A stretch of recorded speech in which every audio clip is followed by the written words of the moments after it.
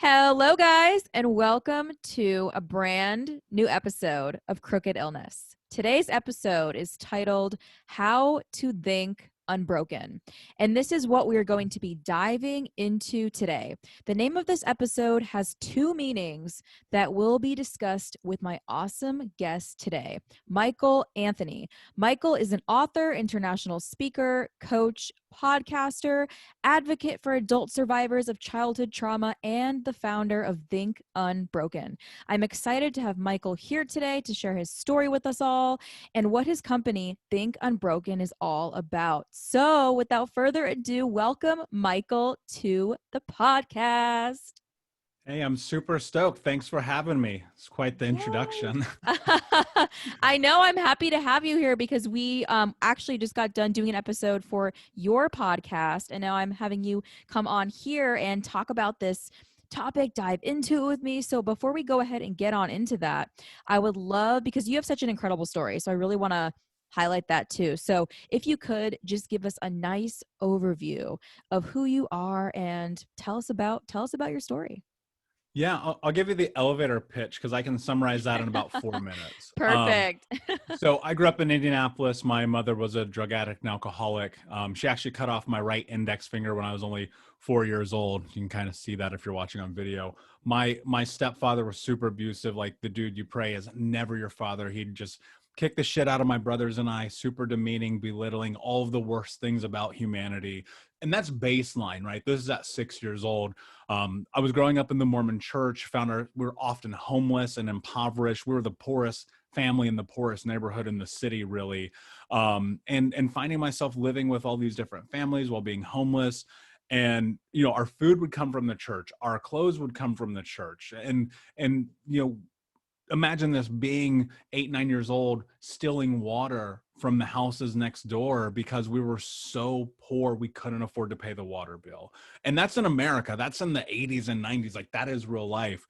When I was 12, my grandmother adopted me, which you'd think, well, that's a godsend. But so I'm biracial, black and white. My grandmother, super racist old white lady from a town in Tennessee you've never heard of. And so by the time that I'm 12 years old, not only I've done with all of the trauma, but being the outcast, being homeless and poor, I started doing drugs. And the first time I got high was 12. The first time I got drunk, I was 12. And the next thing you know, that became my life. And I got expelled from school when I was a sophomore in high school. Luckily, got into a last chance program, but I was running with drugs and selling drugs and carrying guns and breaking into houses and stealing cars and hurting people. And that so much was just within the nomenclature of what I understood to be from where I was from. And I didn't graduate high school in time. I found myself in summer school, and it's really impossible not to graduate from my high school. It was called a dropout factory by Harris Polls, which makes it one of the worst high schools in America. And I still could not graduate. And I was thinking to Wow. myself, what is the solution here? Like, how do I create change in my life? And everything pointed to money. And I'm from poverty, so that must be the solution. But I knew that I couldn't stay the route that I was. I couldn't keep running from cops. I couldn't keep selling drugs. My 3 childhood best friends were murdered. My family's in prison for life. My friends are in prison for 10, 15-year sentences. I skated through somehow, call it dumb luck. And I said, I'm going to make $100,000 a year legally. And that was very much about, how do I learn to navigate corporate America? And so I made the declaration. By the time I was 21, I was going to do that. And when I was 20, I landed a job working for a Fortune 50 company. And not far after my 21st birthday, I got my first check for $10,000. And I spent it all immediately because obviously. And the thing about money that you don't understand until you actually have it is it only exacerbates who you are. And it was Yes. led to this place of excess: more drugs, more women, more clothes, more cars, more everything. And I found myself at 350 pounds, smoking 2 packs of cigarettes a day, drinking myself to sleep, and literally burning down everything around me. And I had this moment. I woke up one morning, I'm laying in bed, it's 11 o'clock, I'm smoking a cigarette, eating chocolate cake for breakfast, and watching the CrossFit games. And I'm like, what in the hell is happening to your life? Shortly after that, I have this moment where I'm standing in front of the mirror. I'm looking at the reflection, this fat, round, jaundiced face. And I was just like, from this moment, you're going to do whatever it takes to create the life that you want to have. Because what I didn't understand is, when I was young, I remember this moment vividly. It was burning hot August, Indiana summer day, and our water had been turned off again. And I took this little bucket and I was stilling water off the spigot of our neighbor's house, because that was going to be our water. And I said to myself, this is not going to be your life. And in one aspect, it wasn't, right? Because I had success and I had, women around me and cars and all these things. But the other side of it was I was hurt and I was destroyed and I had no self-esteem and no self-belief and had no idea what love meant, and found myself in this juxtaposition of a crux of being like, what are you going to do?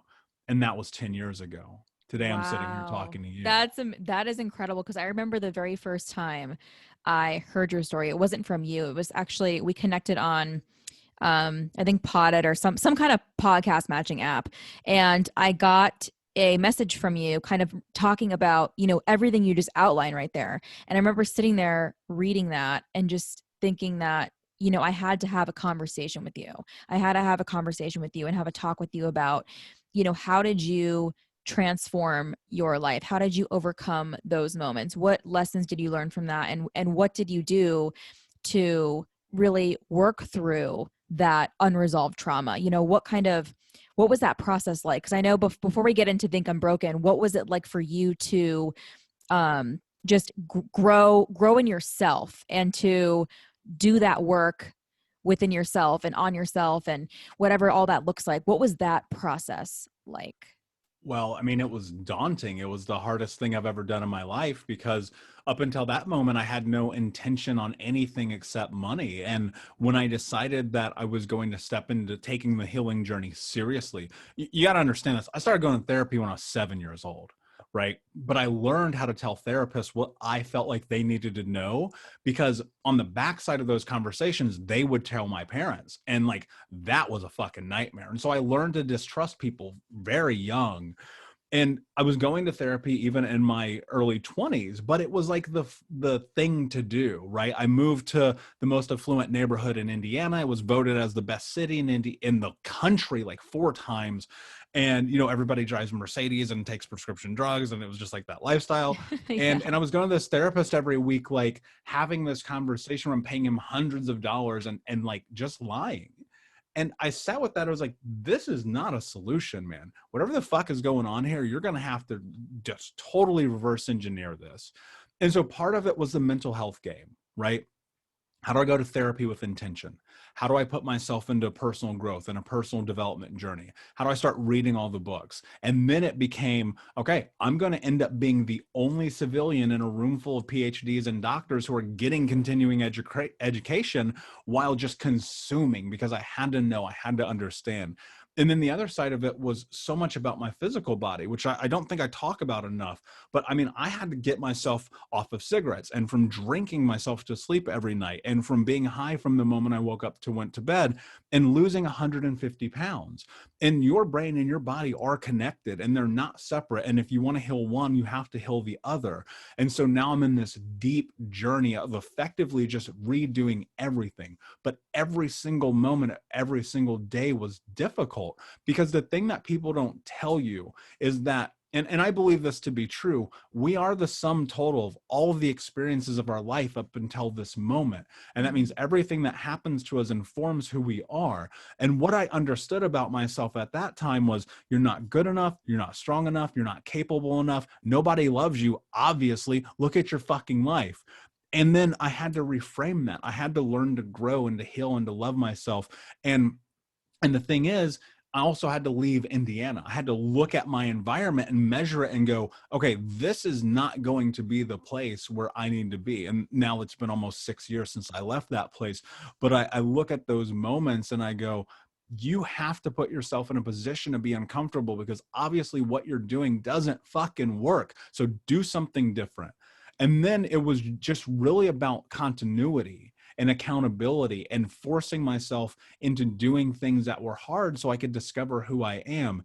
And it's still a struggle. It's still a journey. No day gets easier. And I have my routines and I have my habits and I don't break them for anybody. And every single day is about showing up for myself so I can be a high performer and so that I can live up to my own expectation. Because one of the best things that we will ever do is learn that the only measurement for success of any capacity in life is you versus you. Wow, you just brought up so many incredible points right there. Just, especially one of the biggest ones too that I think you just brought up right there was the relationship between our mental self and our physical self with that work that you did there and losing 150 pounds, getting off the cigarettes, and also taking yourself out of the environment that you were in, and also having the awareness to recognize like, hey, like what I'm doing right now is not working. Where I am right now is not working, and making changes. And I love how you also bring up that point of being continuously doing those things, continuously having those habits and not breaking them for anybody, because you know how important that is and how much work and how difficult it was to even make this a reality, to even create the reality that you're living right now, going from where you were to where you are in that transition. And I think that, that's just amazing that because I feel like that's also not talked about as often either. Like, at least for me, I don't really hear too many discussions about, relating our mental health and how our mental health can affect our physical health and how our physical health can affect our mental health and vice versa. And then when we start making changes, like getting off drugs, getting off alcohol, getting off cigarettes, and looking at what we're eating, looking at what we're drinking, exercise, all these different things and how they play a part in helping us move forward or helping us stay stuck or helping us move backwards and, falling deeper into this type of black hole mentality. And I just think that's incredible that you were able to do all of that, especially with, with facing all of the different things that you did so young in your life and coming out of that and saying, also bringing up that point of you versus you and highlighting that, because I think that is such an incredible message to put out there. But I would love to hear about Think Unbroken. I really, really want to get into this conversation because I think what you're doing is absolutely incredible. So I would love to hear, just tell me, what is Think Unbroken and what led you to creating it? Yeah, I'll tell you what led me to create it first. I was putting out information. So about 5 years ago, I just started putting out information into the world. And I was like, this is what I understand about myself. This is what I understand about the science of trauma. This is what I understand from that book I read or that workshop I went to or that course or that thing. And it was just a blog, right? And it was under a different name and it wasn't this. And then it was slowly turning into, wow, I love that. I resonate with that. People would reach out to me and say, this changed my life or the way that I think. And then it turned into, this is saving my life. And then it turned into, can you help me? And that was never my intention. Like, I didn't sign up to be the spokesperson for childhood trauma. I don't even want the fucking job, to be honest with you. But the reality is, like, I think sometimes the universe leads you to this place and you need to run with it. And so anyway, about 3.5 years ago, I was just laying in bed one night and I was thinking, sorry, I hit the mic. And I was thinking about these moments in time where I had just been called broken. And it had been in relationships or from my own parents or from teachers even and peers and everyone around me. And society labels you as broken if you come from a different background, if you don't fit the status quo, if you, for whatever reason, have mental health ailments. And I just was like, I don't understand this. I don't get why people do that because that's not me. That's not my understanding. That's not what I think. And like a 3 a.m. moment, it was just like, think unbroken. And it just kind of transformed and turned into what it is now.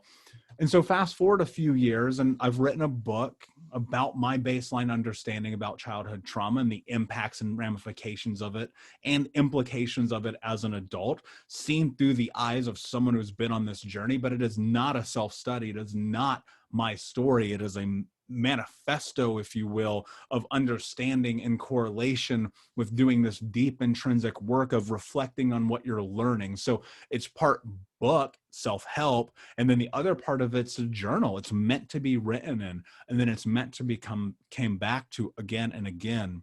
And then I created the workshop.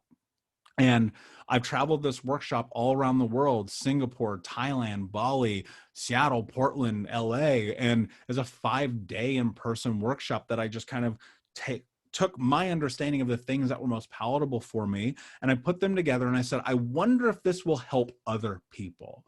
And it's been really beautiful and powerful and potent. And then there's the one-on-one coaching, which is really the moments in which I see the most change in people's lives, because coaching is about, for me, how do we take our shared experiences as human beings and help elevate each other through creating a reframing and understanding. And look, I'm the first to say, I used to think coaching was bullshit. Like, that personal growth shit, get that out of here. That is garbage. You'll never see me in a room jumping up and down, celebrating, talking about it's my time or my power, blah, blah, blah, right? That's the dumbest thing I've ever thought in my life. Because let me tell you this, when I decided to get serious and I stepped into the personal growth journey, I started reading Tara Brach and Bessel van der Kolk and Pete Walker and Tony Robbins and Brendan Burchard and Mel Robbins and Marie Forleo and like all of these people when I got deep into it. And I started going to conferences, and I started going and being around the people. And what I understood that really changed my thinking about it was that thing, that personal growth, those rooms of those people, if I was judging it, it's because I was being ignorant. And what I was ignorant of was the fact that if I'm always the smartest person in the room, I'm in the wrong room. And so I had to recognize that I don't know everything, and I certainly do not. And coaching for me is about how do we take the best parts of what we understand about the world and have a conversation with someone and then help guide them through their goals. And I look at it like this: you are the general manager of your own life. I am simply on your team. I am not going to change your life. There is not a damn thing I'm going to do that's going to make your life better.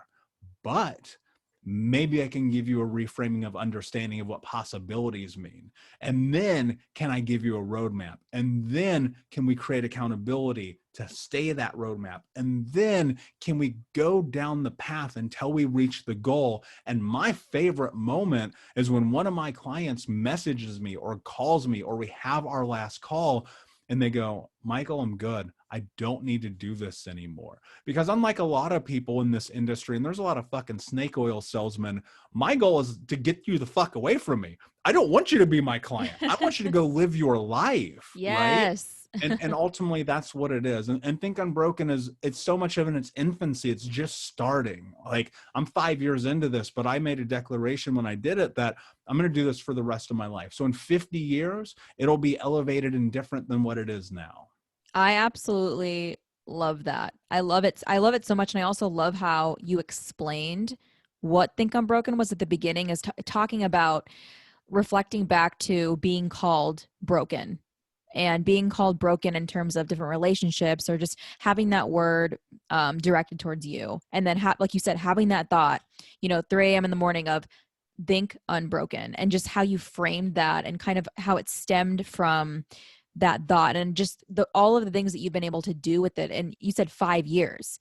And I think that's absolutely incredible. And just all of the things that you've done, the things that you're offering, the coaching, the workshops, the podcast, the book, all of it, because you're continuing to put this message out there. And like you said, you're not going to be the one, when you're talking about coaching, you're not going to be the one who's going to make these drastic changes in people's lives, but you're offering a reframing of whatever that may be that they're stuck on or feeling like they can't come out of or can't change. That's what you're offering. And I think that's so amazing that you just phrase it that way, because it is so relatable. And also the point you brought up of the personal development, right? Because I definitely relate to you 100%. Because I remember the first conference I went to, I was like, this is so weird. This is like what is this going to do for me? Sitting here watching people come up on stage and, okay, I used to be homeless. Now I'm like a multimillionaire. And I'm like, what is this going to do for me? And it was because of the way that I thought, the mindset that I had at the time. I was very, very closed off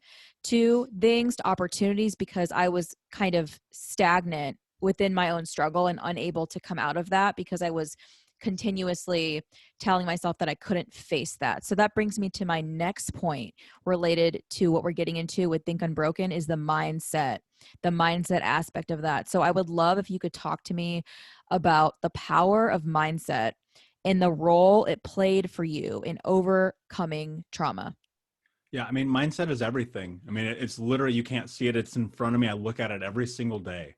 There's no question. Like once you get this and this aligned, your head and your heart aligned, you're unstoppable. But when we come from these backgrounds that say you're not good enough, strong enough, capable enough, and then when you repeat that to yourself and that becomes your mantra and your moniker, and then you start to believe your own bullshit, what happens is you find yourself at rock bottom saying, how did I get here? Well, it's easy. You got there because you were inundated with a really poor programming from people who were supposed to bring you up but didn't.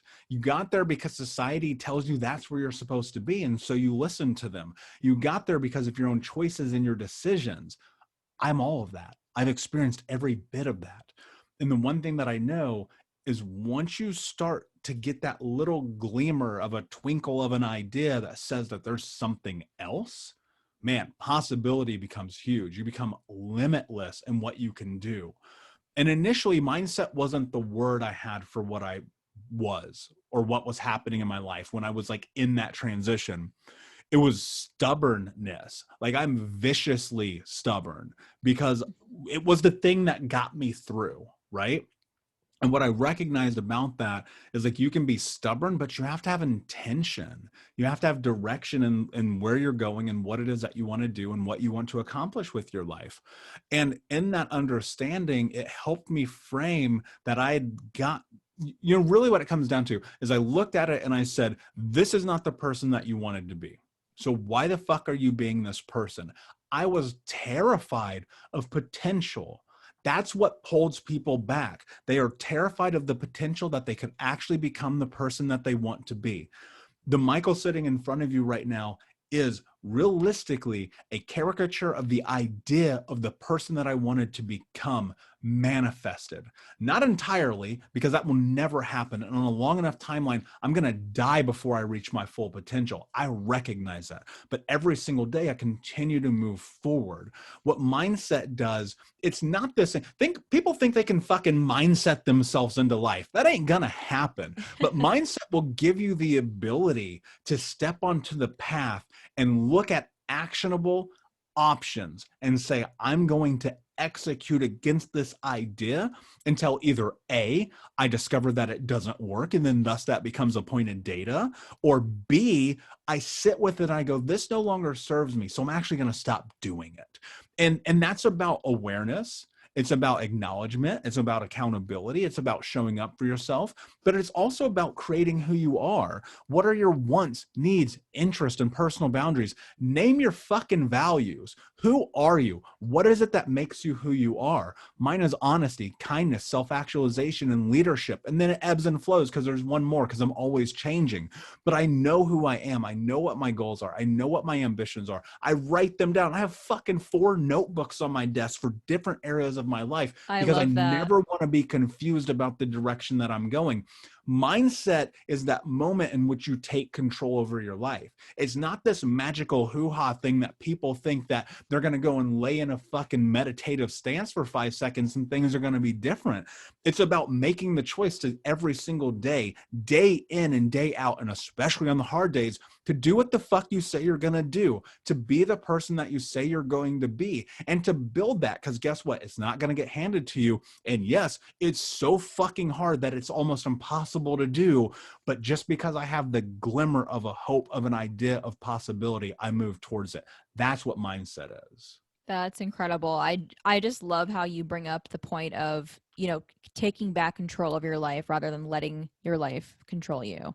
And that's kind of the biggest takeaway message that I personally gained from, mindset work and all of these different things and personal development and really trying to continue to learn and grow as a person and form good habits and, learn more things. And I just think you laid that out so well. And you're always so well spoken with all of the ideas that you always articulate to me, all the tips that you share, and just the messages that you bring forward with all of this. Because, I really agree with that first thing you said at the beginning of this was, mindset is everything. Mindset is everything. And like you said, it's not something that we can physically see. It's not something that's like right there in our faces, but, it's something that we can develop, and we have control over that, right? Over whether we want to work on our mindset, whether we want to shift our mindset, whether we want to learn different things, whether we want to stay the same. We ultimately are the ones who have that power over that. And sometimes I feel like we forget that in moments when we are really struggling, in moments when we are not doing well. We start to feel like there isn't anything that can be done. But I like the fact that, like you said, from this day moving forward, we are the ones who are kind of in control of where we're going to go with that piece. Because mindset is huge, and especially for, tied to your story, tied to Think Unbroken and everything that you're doing, really being able to continue to do these things and to deliver all of this to people, and to even tell your story in the first place, is having that mindset and really continuously working on growing that and just continuing to get better. So I would love to ask you, from all of this work with mindset that you've done and shifting your mindset, what has been the greatest lesson that you have learned from doing this? Let me say two things first. I think this is Okay. really Yeah. important. People often hear me and they go, that guy is aggressive. He's too intense, not for me. Let me say this. I am more compassionate to myself than anyone on planet fucking Earth. But that doesn't mean that I don't go hard, right? And I think that Yes. people have to step Mhm. into this and understand that shame and guilt do not get a place at your table. And you are not culpable for the things that happen to you, but you are responsible for taking the trash out of your front yard, especially if you didn't put it there. And so can you do that with grace and hope and compassion? Because let me tell you, there is a space for intensity in this. You have to be relentless, but you also have to be kind. And the other part of it is, to your point, you are going to fall down. You are going to have moments when you falter. That is human nature. And the very first thing that's going to happen is you are going to revert to old behavior patterns because you have not yet reframed those. And even 10 years into the work, I still have mine. I still have to work through them.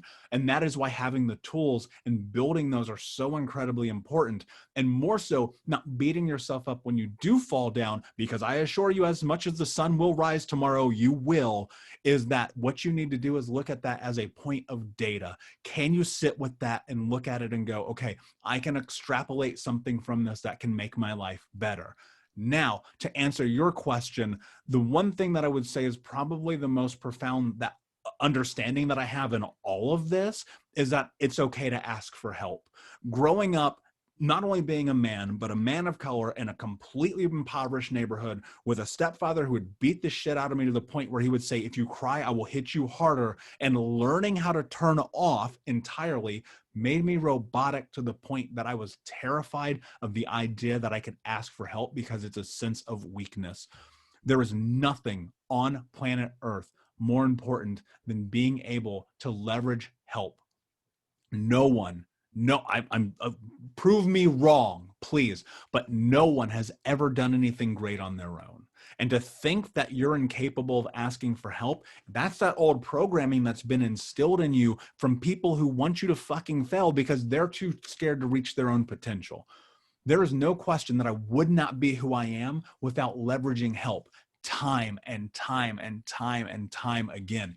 Even sitting here asking this, having this conversation is because of asking for help. Hey, I have this story. Can you give me the space to come and share it? I see that you do this thing. I need your help. Right. And that's across the board in everything that I do, in all of my businesses and all of my coaching and all of my life. And everything is about leveraging other human beings because we are people that are communal. If we were meant to be alone, I would not be talking to you. I would be super great just living in my lonely, perfect little life. but that's not who we are, and that's not what we're made of. And this idea that we live within a society that labels help as weakness is asinine. And the only way we're going to change that is you're going to have to decide to make it okay to seek support. There's nothing wrong with that. There's nothing wrong with it. And it doesn't make you weak to ask for help. In fact, I'll argue the latter. If you don't ask for help, it makes you weak, because that means you're not willing to be vulnerable enough with the world to put yourself out there to say, I don't understand something about myself and I want to be better. Oh my goodness. That is huge. That is huge right there. And I so love that you brought that up of, saying that was the most profound lesson or whatever it was that you pulled out of all of that work, is knowing that it is okay to ask for help. And because that's really what I love to do here on Crooked Illness, is kind of, as through different people's stories, pull points out of it that relate to stripping away the stigma, eliminating the stigma. And I think this always brings me back to this point of, oftentimes when we struggle with asking for help, it could potentially be due to the stigma, either that we have attached to the experiences that we've had, or that has just been there through society, or been there through experiences that we've had, the environments that we've been in. But I think that is such a good point right there, is that being vulnerable and putting yourself out there and saying, hey, this is something that I'm dealing with, or this is something that I'm struggling with, and I would like to learn how to deal with this, come out of this, whatever it may be, however you want to phrase it. And that is better than sitting there and, continuing to live every day in this place of not feeling good, because of feeling like you can't ask for help, feeling like you're never going to be able to, and almost like it's not even a possibility. Because I think that is one of the most beautiful things that we can do, as like you said, because we're communal. We weren't made to all be alone and just live in our own bubbles, and this is just how life is. Because I completely agree with you on that point, because when we're able to ask for help and able to encourage other people that they can ask for help as well, I think that will actually do the work towards helping with eliminating the stigma that is often tied to struggles with mental health, struggles with mental illness, any kind of struggle with trauma, loss, grief, pain, whatever it may be. Helping make that lesser and lesser is when we're letting people know that this is a thing that you can do. It's okay. Everyone has struggles at some point, some moment in time in their life, where we all have had challenges with our mental health in some capacity.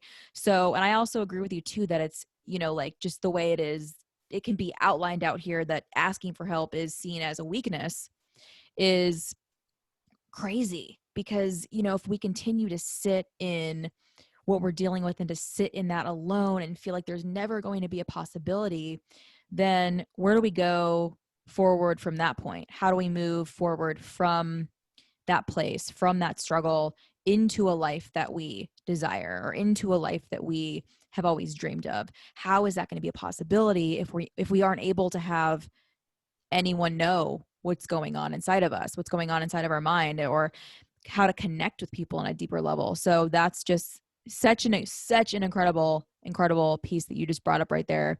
And the last thing that I want to ask you today, Michael, is if you could give any piece of advice to your younger self, what would you say?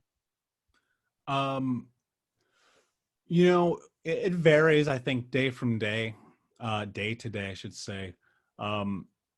Immediately, the thing that would come to mind would be be more responsible with that money that you had.